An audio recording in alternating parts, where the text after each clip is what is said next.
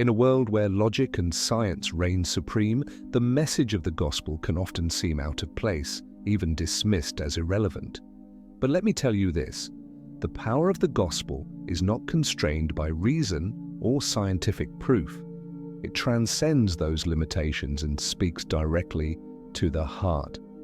I've had the privilege of experiencing firsthand how the love of Christ can break through the intellectual walls of our modern world.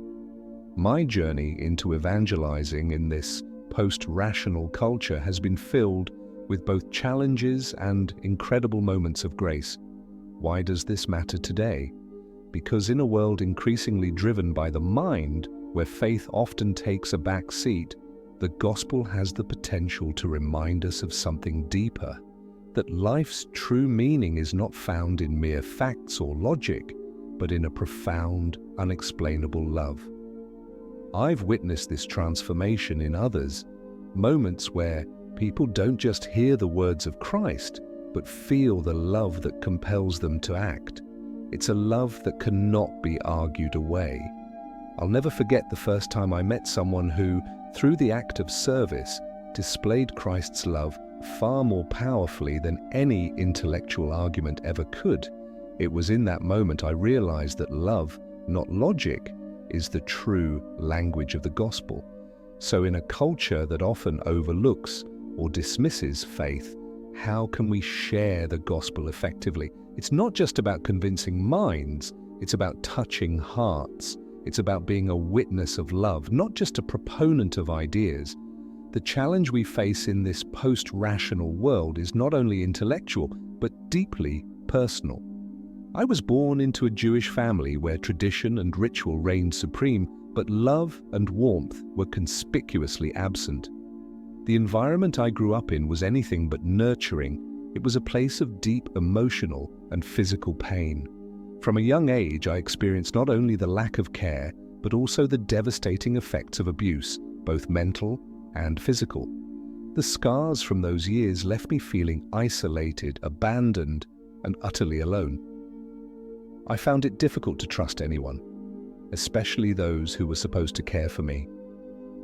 The world around me felt cold and indifferent, and I had no sense of love or safety to hold on to. One of the first Catholic individuals I encountered was my stepfather. At the time, I could hardly grasp who he really was or what role he played in my life. Our relationship was far from one of affection. He brought pain, chaos, and suffering into our home. His physical abuse, coupled with his ability to emotionally torment the entire family, left an indelible mark on me. The house was filled with endless arguments, and the dread of his return home each day consumed me. But, despite everything, my stepfather did one thing that would haunt me for years to come. He tried to convince me to embrace the Catholic faith. I was angry, bitter, and distrustful of him. His words felt hollow, and his actions didn't match the love he preached. How could someone who caused so much pain suddenly be the one offering me hope in God? My heart was closed off, and I couldn't bring myself to accept the message of faith he tried to share. In my early 20s, I found myself standing at a crossroads, gripped by despair. Life seemed pointless, and I no longer saw a reason to keep going. The weight of hopelessness felt unbearable, and in my mind, there were only two choices: end it all or somehow find a reason to continue living. It was during this darkest moment that something began to change. A small, flickering thought surfaced, like a light in the vast darkness.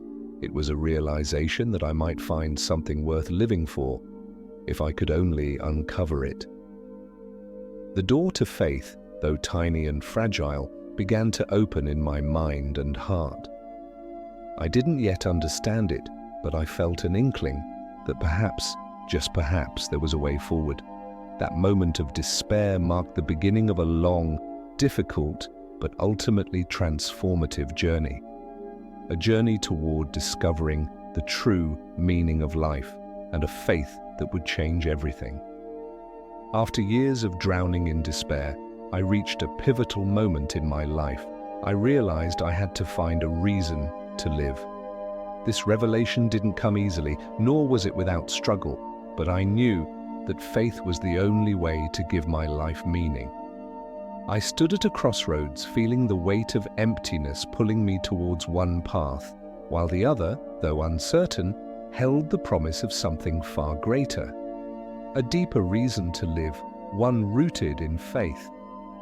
I began my journey to discover faith by exploring different religions and spiritual beliefs, but my search wasn't driven by a thirst for knowledge or theory alone. I was searching for something that could heal the deep wounds in my soul, something that could change my heart.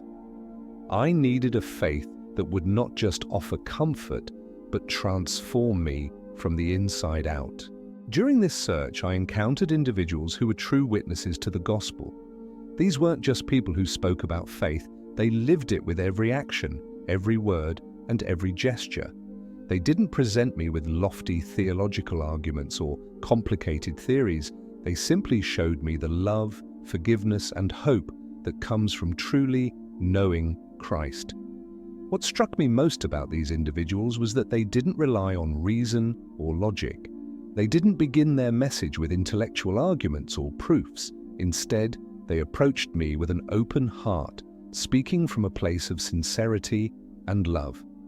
It became clear to me that love, not reason, was the key to changing lives, including mine. These evangelists didn't offer me just a normal love. They offered me an extraordinary love, one that persevered through hardships, trials, and even hostility. Their love was patient, enduring, and unconditional.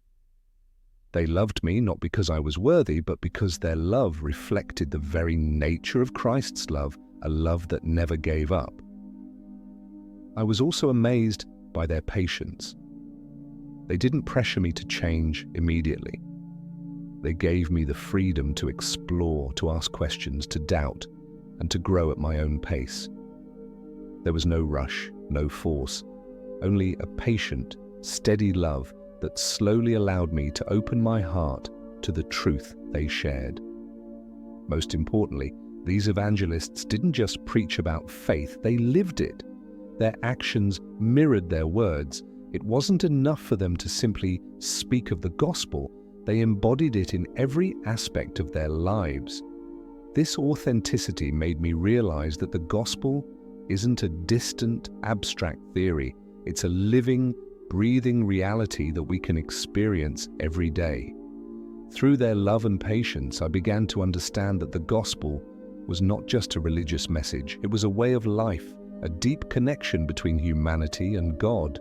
This understanding slowly transformed my own faith, allowing me to see life through a new lens, one that was full of hope, love, and a purpose that was more meaningful than I could have ever imagined. I never expected that a simple job at Pizza Hut would become the starting point of my transformation. When I first walked through those doors, all I wanted was a temporary job to get by, but God had other plans. The fast-paced, often stressful environment taught me more than just how to handle a rush of customers. It gave me the opportunity to meet people like Mark, people who would change my life in ways I never imagined. Mark was different. From the moment I met him, I knew there was something special about him. During the chaotic shifts, when everyone else seemed drained, Mark was the one who always stepped up, taking on the hardest tasks without complaint. His dedication, his kindness, and his attitude were a stark contrast to the cold, transactional nature of the job. He offered a support I hadn't known before, real, genuine support that came without any strings attached. At first, I couldn't help but be suspicious. How could someone be so consistently kind without expecting something in return? Was he just trying to make himself look good? It was hard to believe that someone could give so much of themselves, especially to someone like me. But as I spent more time with him, I realized that Mark wasn't doing this for recognition or gain. He was doing it because of his deep faith in Jesus Christ.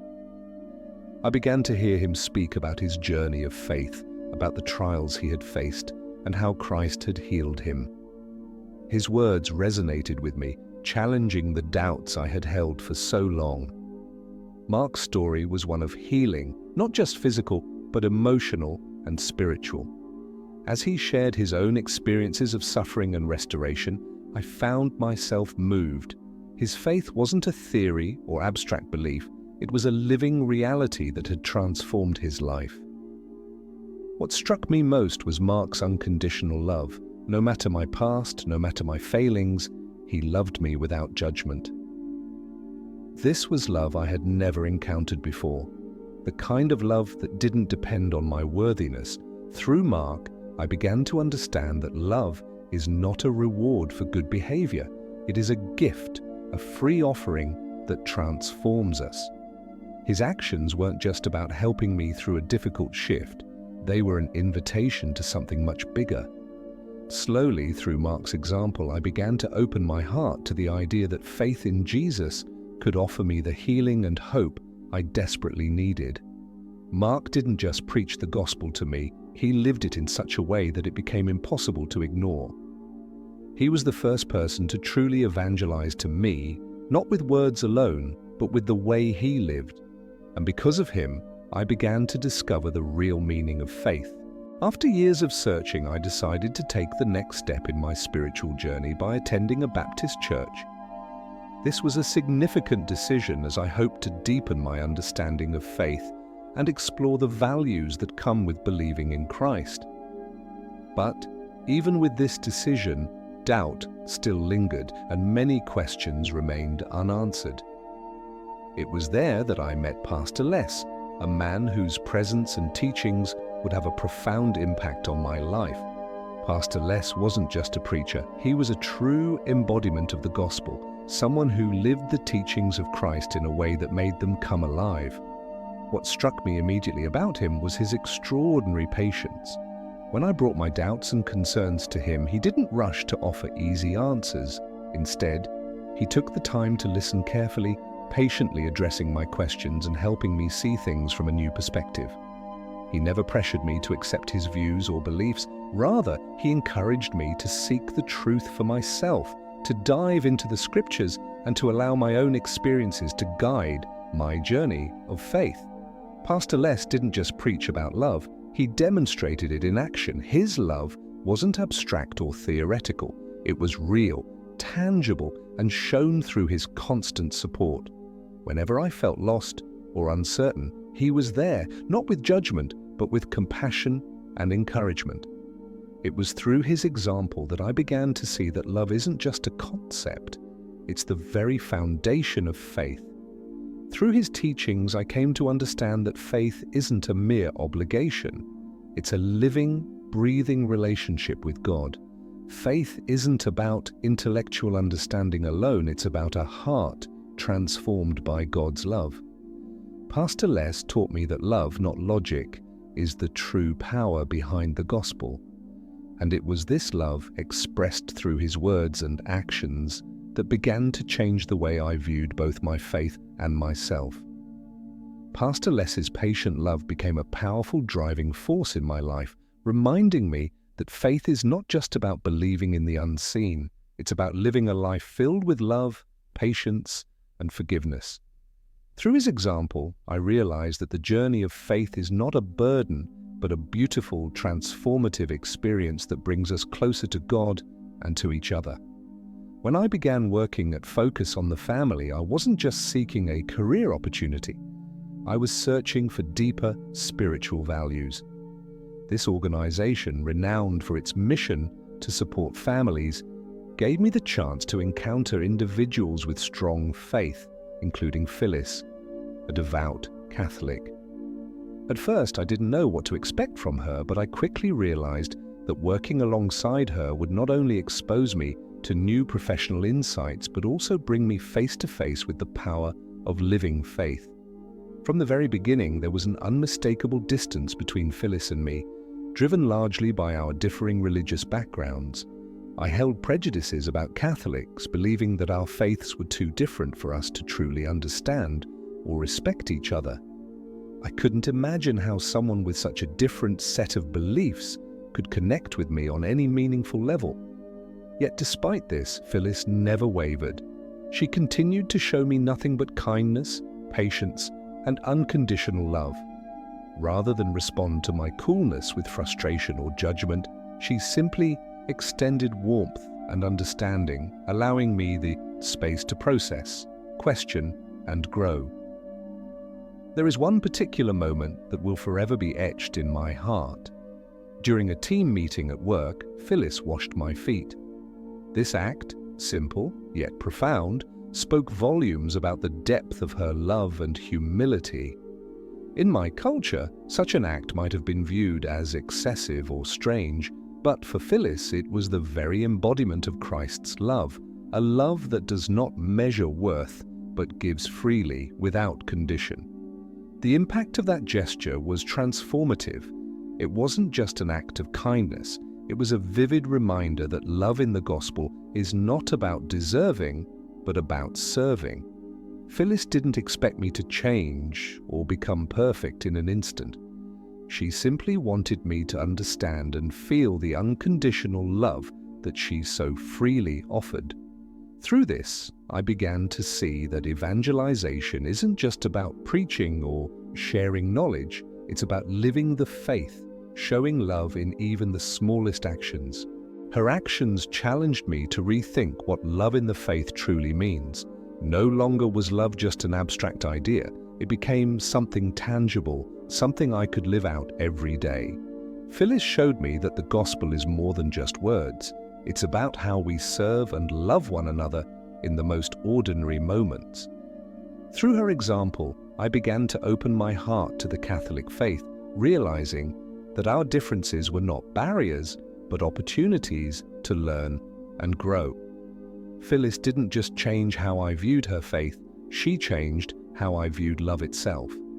In today's world, where logic and reason often dominate the narrative, the power of love stands as the ultimate bridge to truth, especially when it comes to evangelizing. The challenges of living in a post-rational culture are significant. Intellectually, it may seem that science and reason hold the answers to everything. But I have come to realize that when it comes to sharing the gospel, love must go before truth. Reason can analyze and explain facts, but it cannot stir the heart and bring about true transformation. Only love can do that. It opens the door to truth, allowing the heart to be receptive to the deeper realities of the gospel. Love is not just a sentiment, it is the key that unlocks the heart, creating a space where truth can dwell. As I reflect on my journey, I realize that love plays an even more profound role in evangelizing. It is the bridge that connects people to faith. When we love, we don't just convey information, we create a safe environment, a space where others can open their hearts to the truth. This doesn't mean abandoning the truth, but ensuring that it is shared with compassion, patience, and understanding. In a world that often doubts or rejects faith, the approach of love softens the edges of skepticism and brings people closer to God. It's not about compromising the message, it's about presenting the truth through the lens of love. I've learned that reason alone is insufficient to change a person's heart. While reason can help us understand the gospel, it cannot penetrate the depths of the soul and lead to real, lasting transformation. Love is the force that moves us to change. It's the driving force that opens hearts and creates the conditions for spiritual renewal. I discovered that when love is expressed without condition, it breaks down the walls around our hearts and allows truth to take root. It's only through this kind of unconditional love that true change can happen. In my own life, I experienced this transformative love firsthand, particularly in the way I was evangelized. I encountered individuals who didn't just preach about God's love, they lived it in everything they did. Their love wasn't superficial, it was a persistent, unwavering love that reached beyond any difficulty or challenge. I saw how their love was a reflection of the unconditional love of Christ, and I realized that this kind of love could change hearts.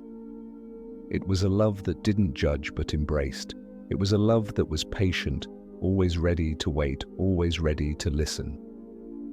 They didn't force me to believe, they simply allowed me to come to the truth in my own time, on my own terms. This lesson of love became even more apparent as I faced personal challenges with my own father. Our relationship had been marked by difficulty. My father, a man of hard convictions, was deeply resistant to faith. He rejected my attempts to share Jesus with him, refusing to engage in prayer or spiritual discussions. It felt hopeless at times, but I never gave up. I kept praying for him, not out of a desire to change him on my own terms, but out of a deep love and belief in the power of prayer and God's grace. I knew that the love I showed him, the prayers I offered, were a reflection of the unconditional love of Christ, a love that has the power to change even the hardest heart. Before my father passed away, I had the opportunity to share the forgiveness of Christ with him. Although he didn't fully grasp everything, I was able to tell him that the forgiveness of God was the key to salvation. In that moment, I could feel God's presence guiding my words and comforting my heart. Together we prayed, asking God to forgive his sins. And though I could never know for certain if my father fully understood, I believe that in that moment he opened his heart to God's grace. I trust that God, in his mercy, welcomed my father home. This experience taught me a profound lesson about the power of unconditional love. Despite years of rejection and difficulty, I believe that my father, in his final moments, received the grace of salvation. The gospel is not just a message, it is a powerful tool for transformation, one that requires patience, perseverance, and an unwavering commitment to love, no matter how long it takes or how difficult the journey may be. It reminds me that evangelizing is not just about spreading the truth, it's about living out the love of Christ in every moment, showing the world that God's love is real and transformative. The key to effective evangelism, after all the experiences and encounters on this journey, is the power of extraordinary love. It is not enough to speak of love, it must be demonstrated through tangible actions, patience, forgiveness, and generosity. When we love truly, not in the way we wish, but in the way God teaches us, we build authentic and lasting relationships. These relationships open the door for truth and faith to reach the hearts of others. Love goes before truth, for only when a person feels truly loved can they open their heart to the truth without feeling coerced. When we love deeply, we don't just preach about faith, we create a safe space for others to explore and discover God for themselves. This love is the bridge that allows the truth to penetrate hearts. And in today's world, as we navigate through skepticism and challenges, love becomes the most powerful tool to make the truth of God's message known. To evangelize effectively, we must love unconditionally, remain patient in every situation, and dedicate ourselves to the service of others. Sometimes evangelism is not about speaking words of faith, but about how we live, act, and engage with those around us. We must have the patience to help others understand and accept God's truth, even if that means enduring rejection or facing life's obstacles. The journey of evangelization is never truly complete. It's a lifelong process, one where we continue to serve, love, and share the message of the gospel. Each encounter, each act of love contributes to spreading the truth of Christ. So let us move forward with love, patience, and faith, because this is the most powerful way to deliver God's message to the world today. To those of you feeling lost, alone, or uncertain in this world, I want to offer a message of hope. If you're facing doubt, isolation, or pain, know this: you are never alone. God is always near, always ready to welcome you with unconditional love. You do not have to bear your burdens in solitude, nor must you search for salvation in darkness. Faith can guide you to the light even in your darkest moments. Open your heart to God's love, and you will experience peace, beyond your wildest imagination. If this message resonates with you and offers you comfort, I urge you to share it. A simple word of encouragement can change someone's life, just as it changed mine. Let the message of God's love and forgiveness spread, bringing light to those whose hearts are lost. By sharing, you help not only yourself but others find the faith and salvation they desperately need. If this message has touched your heart and brought you a sense of hope, I invite you to subscribe to Compatibility World for more insight and encouragement. Here, we explore faith, love, and the power of God's Word to guide us through life's challenges. By subscribing, you'll be part of a community dedicated to sharing hope and spreading the light of the gospel. Together, we can grow in faith, find peace, and uplift one another. Don't miss out on more inspiring content. Join us on this journey of faith and healing.